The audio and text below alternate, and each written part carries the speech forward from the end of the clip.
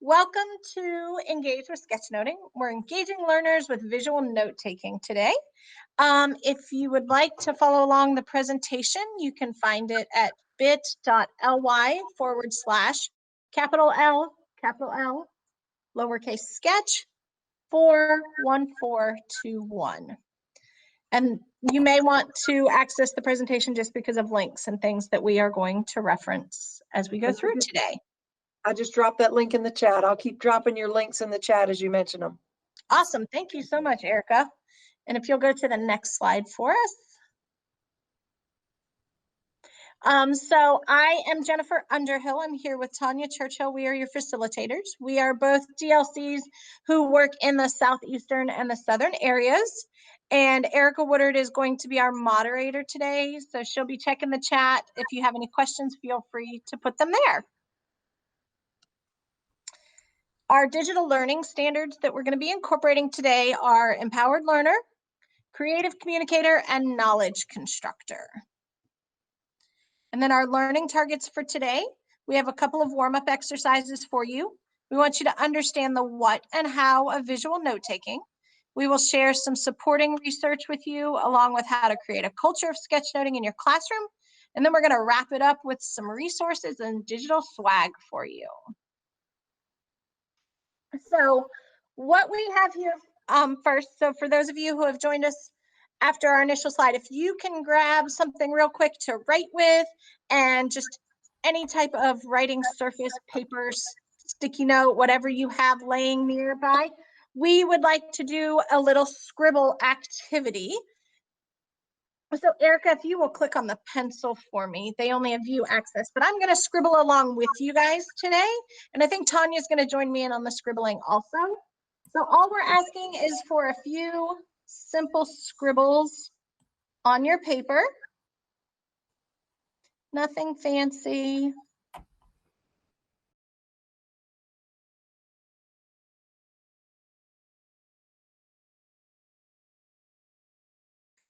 That's all we're looking for there is a few little simple scribbles. Now, what we're going to do is we are going to turn these scribbles into birds. So as you know, I was using Jamboard. You can even have your students do this on Jamboard if you didn't have, you wanted it digitally instead. But to turn these into birds, we're just going to start by, the easiest thing is to just start by adding some feet to one of the drawings. Let's see. I'm using my finger instead of my little pen, so it's not quite as accurate today. And then, let's see, I'm going to add a beak to my bird. Going to give it an eye. Notice you can even use different colors if you want. You don't have to, but you can. And then I'm even going to give it a little wing. So there, you'll notice I have created a bird. And you'll notice Tanya has even done the same with hers. Ours, we didn't flip them or twist them, but you can feel free to turn it, twist it, look at it from a different perspective. Whatever's going to work for you with like, oh, where I add legs. This is the best part. Thanks, Tanya. I was going to say that one up top could probably be one that would be flipped. That's a bird with a really big head. So yes, and Erica, if you'll head back to the presentation, we do have a place that we would like for you guys to share them. If you'll go to the next slide, actually. Oops. Here's some examples we had from students if you wanted to look at that later. But here we have a Padlet that we would love for you to share your scribble birds with us. No rush, just pick out your favorite one and post it there. We would love for you to share them with us. We have a couple examples already on here from other presentations that we've done.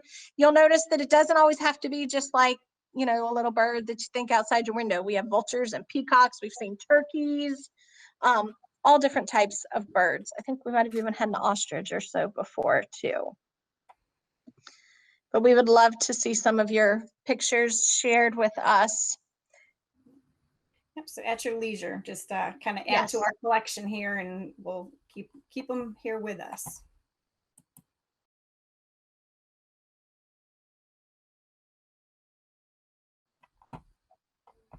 So Tanya's going to tell you a little bit more about why these scribbles easily became birds today. Yeah, so when we consider doodling as an on-ramp to sketchnoting, and we consider why an activity like these scribble birds works, it's important to understand that the brain only needs to recognize a small percentage of reality to recognize it. And this is nice because it frees us from the pressure of feeling like we have to draw like a talented artist, which is not something we need holding us back when we're simultaneously receiving information and then recording it for later recall. So we want you to take a look at the images that are created on the screen that you see, and just kind of look at them and realize that they're created really with just lines and shapes, and then in some cases scribbles. And anyone who has ever seen these sketches can identify something that they're familiar with, and everyone may not see the same thing. But the beauty in the differing recognitions of the images is that when a person sketch notes, it's for that person alone to recognize as relevant information. And, you know, historically, when we think about it, students have been taught to take notes a certain way, like using outlines or Cornell notes. But those notes are really so that the teacher or a third party can understand that you received the right information in the classroom. But visual note taking through sketchnoting makes a lot of sense because it gives learners agency to receive the information and then transcribe it into a format that makes perfect sense to them individually. And this is actually an accessibility feature as well, because it gives children with learning differences an on-ramp to feel confident with their own work and then not feel pressured to do things just like everybody else. And this quote is a good one to leave you with that concept here. And then I'm going to throw it back to Jennifer, and she's going to talk more specifically about sketchnoting, and she'll support it with some research as well. So sketchnoting at its heart is a type of graphic organizer. Some of these pictures may look familiar to you. The biggest thing with sketchnoting is how each individual chooses to organize their thoughts is completely up to them. You know, some may choose to be more linear, where others may draw the items in what might seem random arrangement, and then use the arrow element that you're going to learn about a little bit more from Tanya to connect those thoughts. The most important thing about sketching is that it needs to make sense to the person who's taking the notes. That way they can explain their thoughts or the ideas on the images to someone else. It doesn't necessarily have to make sense to anyone other than the person who created those sketchnoting. So you might be thinking, well, I'm not an artist or I'm not good at drawing. But that key piece to keep in mind in regards to sketchnoting is that it's process over pretty. We're not looking for perfection. It's about capturing ideas in a way that makes your brain connect so that you can remember that information later. It is for that reason that we always recommend that students and teachers use pens instead of pencils, so that when they're capturing those ideas, they're not focused on, you know, erasing things and going back and making sure that it's perfect. We also recommend that they use notebooks instead of loose leaf paper because it allows you to go back and see progress over time. It's also easier to keep everything together without losing, you know, your pieces of paper. And it might feel clunky at first, but we'll be sharing some tips with you throughout the session about ways to develop sketchnoting as a skill, because it does get easier with time and practice. And you might be thinking sketchnoting sounds like a wonderful idea, but is there actually any research to back it up? Because so many things we do, we want to make sure there's research behind it. And there is. Researchers have discovered that 50% of the brain is dedicated to vision. 2/3 of the information transmitted to our brain is visual. And about 1 million fibers carry messages from our retina to the brain versus 30,000 of the auditory nerve. And what this means is that we create more meaning or understanding when we see things, not just hear them. And we've spoken about visuals, but that data was primarily about seeing text. But on this slide, we're going to address how images are even stronger than just seeing the text, because images are processed 60,000 times faster than text. When touch is combined with vision, our learning jumps 30%. And when a student combines learning modalities, there's a 21% increase in retention. In a nutshell, what that research means is on this next slide, you'll see that when you combine audio, visual, and kinetic, just like we do in sketchnoting, that retention for your students is going to increase. So what I was going to say is, like, when I hear that information about combining those different modalities, I often think of this slide, and I wonder if of the people here, if this is familiar to any of you. Like, if you've taken notes like this in the past, what you're actually doing is what this research is highlighting, and pun intended there, I tried hard with that. When we read informational text, many of us just have this instinct to pick up a highlighter or a pen or peel sticky notes and just start writing and underlining and highlighting. And in essence, this is seeing the text and then adding that kinetic modality to improve our likelihood of retaining that information. And then by combining those modalities, not only does our retention chance increase, but it really helps produce what we can call a concentration force field around us, where we get so focused on what we're seeing and hearing and what we're doing with our hands that it drowns out those distractions, all those background noises, cars going by and people talking and other kinds of alerts. And it really improves our focus. And during all of this research that we did, we came across some stories, several stories, about why teachers, and you can advance the slide here. Yeah, teachers have adopted visual note taking as a standard practice into their classrooms, and much of it focused on the benefits for students with learning differences.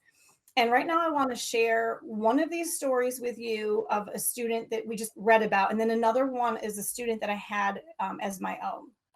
So each story, as you listen, you'll notice that it has a different ending. And both students had a different experience. So we're going to start with Brody again. He was not my student, but one that I read about in the research that we did. And when Brody was in elementary school, he loved to draw and he was really, really good at it. And the elementary years were really good for Brody, but then in middle school, things started to change for him and he struggled more. And by 8th grade, he was actually diagnosed with dysgraphia. And Brody's parents had heard that one of his elementary school teachers had been experimenting with visual note taking, and they reached out to that teacher to learn more about what it was. And Brody's mom shared that he had done well academically in middle school, but then he struggled in middle school when the amount of information he was expected to retain exploded and he couldn't keep up. And he struggled taking notes and studying and memorizing content. And it wasn't that he couldn't understand the complex concepts and ideas, but then translating them back onto the page in written form was what was difficult for him.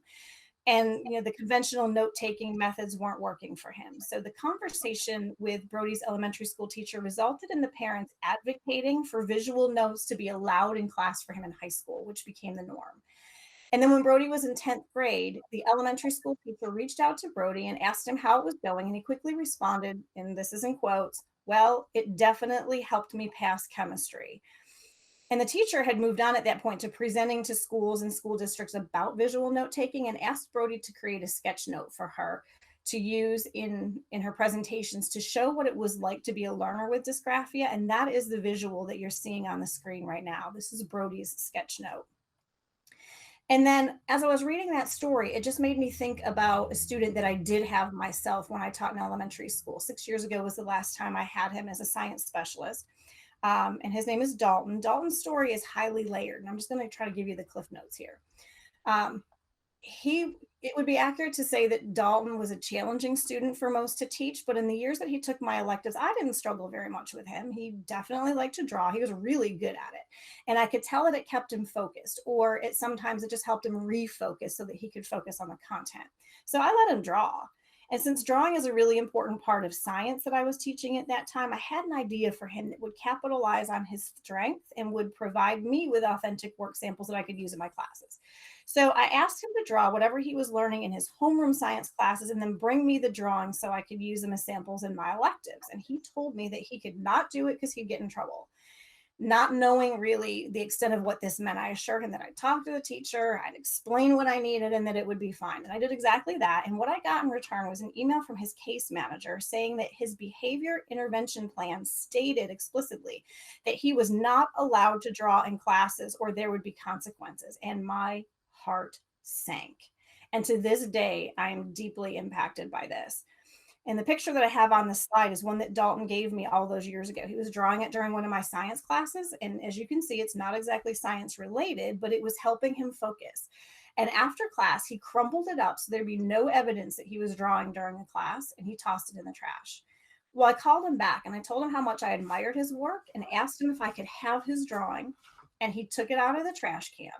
And just like I had taught him to do instinctively in science classes, he labeled it. He labeled it crumpled paper, and he gave it to me. And this has inspired me to advocate for sketchnoting or visual note taking, not only for students like Dalton and Brody, but as a choice for all types of learners, since there is so much research to support why it's valuable in educational settings. And then one way to advocate for this is by facilitating sessions like this and including ideas for how to make this happen in your classrooms with your students. And I want to go on with an explanation of the 5 elements of sketchnoting. And I'm going to invite you to participate here again. So here's where we need you to take out that, whatever writing utensil you had and something to write on, because this is where it starts with you becoming familiar with what this beginning process is for sketchnoting. So I want you to experience this. And we're going to start out with the 5 elements, which are like the essential ingredients of sketchnoting, those 5 elements that you would most likely use to put those thoughts and ideas on paper as your visual note taking. Okay, so what I'm asking you to do is that as I'm describing each of the 5 elements is for you to practice at least one of each of those elements on your page. And you're welcome to design your own or copy one off the slides, which is a great strategy to have your students do, is just to copy from you or copy from something they see. You can even trace and retrace elements that you have on your page, and that creates muscle memory, which speeds up that process and helps you become familiar with what you're going to draw. So here we go with arrows. Okay, so as I describe arrows and what they're for, I want you to draw an arrow, at least one on your page. So they can come in many different shapes and forms, as you're seeing on this page. They can be obvious and simple, or they can be artistic and fancy, and that's for you to decide. The idea of an arrow, though, is to connect ideas on your page that may not have been placed in any kind of sequential order. Like, there's no pressure to do that. During visual note taking, sometimes images just get placed on the page in random locations, and then arrows are used to make that flow happen, to connect those ideas that might not otherwise seem connected. So it's okay to take your notes first and then make sense of them with arrows later. Okay, so that's one of the elements that you'll often use in sketchnoting. So I want you to have at least one arrow as I go on and talk about containers. So containers really operate like highlighters. Okay, often when we take notes, there's a fair amount of written text, and that's okay. Like, you can still write complete sentences. You can make bullet lists of information. You can write full definitions or just put keywords. It doesn't matter. That we're not taking that away. A container, though, is a way to capture a word or to group a collection of words together by enclosing them and making them grab our attention like a highlighter would. And just like with arrows, it's totally okay to take those notes first, get the information you're hearing down on the page, and then use the containers later to encase those words. Okay, so an arrow and a container is what you're practicing here. And we're going to move on to simple people. And simple people are a great way to tell a big story with just a few lines. And it is not uncommon to get intimidated about drawing people. This is the one a lot of people kind of shy away from. But when you really break simple people drawings down, you can see that they can be created with just shapes and lines. And where you bend those lines is where the story gets told. And the people on the slide you're looking at now tell stories about different moods, activities, and situations. And there's nothing portrait or landscape like on this page to help with the context, just lines and shapes.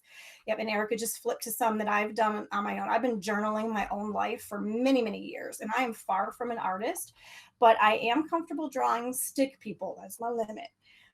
And they help me tell my story. So just from looking at these lines in the way that I've bent them alongside a small amount of text and then a few other images, you can probably figure out how my people are feeling and what they're doing. And then there's a few more on this slide as well. And if I'm being honest, oftentimes my text will come first. Again, I'm receiving the information, I'm putting it down, and then I decide how I want my people to look in those situations. So give a person, a simple person, a spot on your page there as we move into words. Okay, this is the 4th element. And when we talk about words as a sketchnoting element, we don't really mean the text that you're writing that would be in your regular handwriting, and you can still do that. But as an element of sketchnoting, we're talking about words as a way to, it kind of acts like highlighters in containers again. It's special text, fancy writing that can make concepts pop off the page. And then it's a bonus if you can actually decorate your text to look like the concept you're trying to remember. So basically, words could be used in place of containers or even to function as a visual label. And so I'm inviting you to pick a word. Maybe it's your name, the street you live on, maybe the model of your dream car, a child's name, a pet's name. Just pick a word and then try to write it and then decorate it, or write it in a fancy text, or use a variety of text even as you're choosing what word to write. And then with simple lines, I'm actually going to turn this over to Jennifer here, because that last element is the simple lines, and it kind of encompasses what we call the visual alphabet. So I'm going to let Jennifer take the reins here with the simple lines. So on the next slide, Erica. So keeping in mind where I already mentioned that process over pretty, you can draw anything with just a few simple shapes or lines, and this is where the visual alphabet that Tanya mentioned comes into play, because it's made up of simple lines that we've likely known since childhood. And just with a few little items or lines or, circles, rectangle shapes, you can create just about anything. You'll notice on the right-hand side with the coffee mug, we've already shown you that we created it using, a rectangle and an arc and then just a little squiggle. And think about, and if you want to throw it in the chat, the pizza, what kind of shapes did we use from the visual alphabet to make the pizza? Feel free to share that in the chat and let me know what you're seeing. So yes, we have the triangle, a circle, yes, and the arc. All, yes, 3 simple shapes were used to make the pizza. Now take a look at the camera. What do you see from the visual alphabet that we use to create our camera?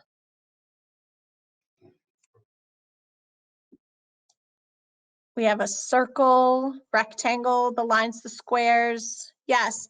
So in essence, if you really look at the breakdown of that camera, it's multiple sized rectangles with the circle or the oval on top of it. So you can, make just about anything using the items from this visual alphabet. So as we continue on that piece of paper, where Tanya had you do, the arrow, the container, the easy people, look around your space and see what you can find that you can create or draw using just those simple lines in the visual alphabet. So give you a couple seconds to see what you can create in your environment.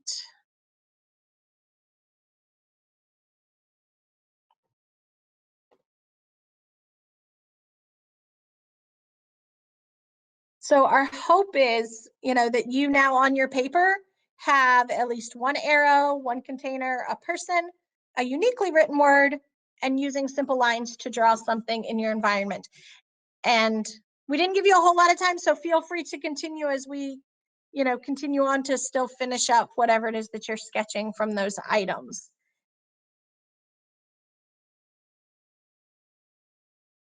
Because what we'd like to talk to you about now is this question of like, oh, this is great, but how do I introduce it to my students? One of the other considerations with sketchnoting is that you have to create a culture for this type of creative approach. And one thing you can do is to create a sketchnote legend in your classroom. Here you can display, what it might look like. On this slide we have that you can teach your students to put glasses beside something maybe that they need to look up or that they need a little more information about, or a light bulb where they have an idea, or if there's something they're confused about, they can, learn to put a question mark beside it. It's also a really great idea to explain to your students when to sketch. It's not something they inherently learn, know. You want them to know when they hear certain words, like, oh, in summary, you're going to do this. Or if they hear a change in your tone, teaching them that those are great times to sketch. If they say, oh, our new vocabulary word to pay attention today is, those are things that they know that they should sketch. Teaching students about when to sketch is helpful for students to know that they may want to draw a person when you mention a name. you know, using bullets, drawing the actual number of something, you know, instead of writing out FIVE, that they write the actual 5 if there's, you know, something that they're talking about that is a number. You know, also if there's a series of dates, then they want to create it as a timeline. So give students concrete ways to think about how to trigger their memory about certain moments or certain important key points is something that you want to be very intentional about to teach them with sketchnoting. You're muted. This is why I never mute. I'm so sorry. Another proven way to help students adopt a behavior is to model it. You know, we did the birds with you. We're asking you to put those 5 elements on the page so that you're getting used to doing it so you too can model it too. Because when you're participating in visual note taking right alongside your students and they see you doing it, they're going to be likely to do it more as well. More than that, though, when we engage in activity alongside others, especially those that stir up emotions, we trigger what are called mirror neurons. And those are like smart cells in our brain. And these mirror neurons are triggered in ourselves as well as others who witness an activity that we're engaged in. And you can probably connect better with this if I say the word yawn. I'm pretty sure that on many occasions you've felt the urge to yawn when you see someone else yawn and when someone merely suggests the idea of it. And what this means is that if you're modeling visual note taking alongside your students and they detect a positive emotion from you during this activity, that same emotion will likely be triggered in their experience with the same activity. And for this reason, it's really important for you to practice sketchnoting yourself, either with them or apart from them, so that it becomes a natural experience and a pleasant experience for them. And to help you do this, what we've done is provided some resources for you that you can use with your classes that include activities that would work equally well for you to practice yourself. So one here is a lesson plan. You could take anywhere from 45 to 60 minutes, depending on the content that you want to add to it that is your own. In its entirety, it could take up to 60 minutes, but it is created so that you could break it up into smaller lesson segments over several different class periods. And the plan includes a complete slide deck to accompany the lesson. And you'll recognize several slides from this presentation embedded into the lesson too. So it will look familiar to you if you wanted to do this with your classes. And DLCs, of course, can also implement this with you alongside you as well. On the next slide here, we have several short bell ringer or warm-up activities, and these are created with Jamboard, and they can be completed digitally right on that Jamboard if you give each student their own copy, or they can be done on paper as well. These activities provide sketching practice that should emphasize the concept of that process over pretty, and they also help to create muscle memory, adding to comfort and speed with sketching so that students have to concentrate less on what and how they're sketching and more on the content that they're learning. So you as the teacher would also benefit from doing these warm-up activities. If you click on that examples there, it takes you to several Jamboard activities that you, I think, would enjoy doing as well. Yep, and there they are. So you just make they're all just view only here. You make your own copies, assign them, and just kind of do this alongside with your students. It's a lot of fun to do. And those are encompassed on some resources that we're going to show you shortly as well.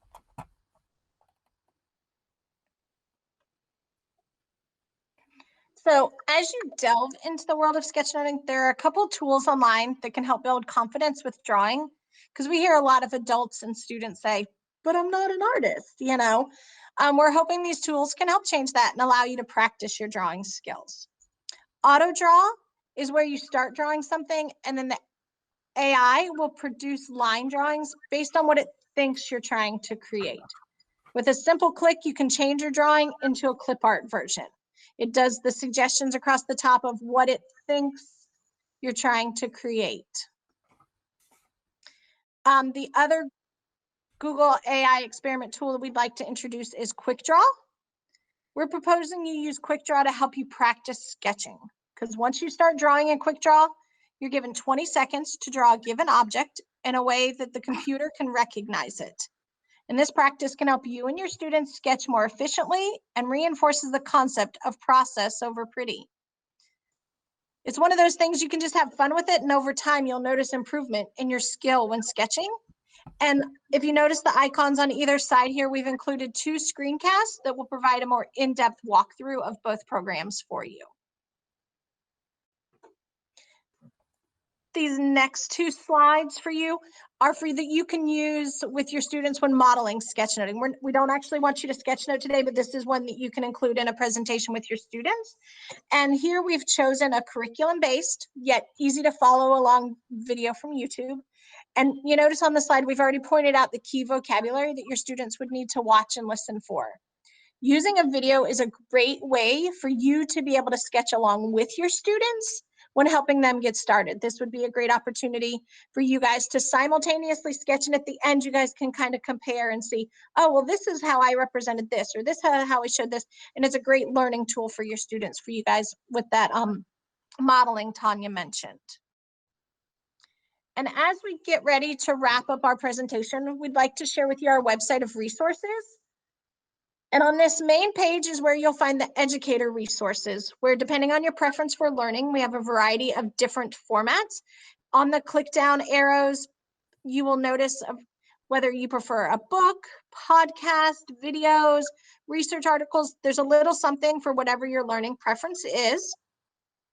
On the student resource collection, which is the second tab up there, you'll see resources you can use with your students. That Sketchnote gallery at the top is an amazing collection. It kind of gets hidden if you don't notice it, of sketch notes that students have actually created. If you scroll down, that they're wonderful examples for you to share with your students as they get started with sketchnoting.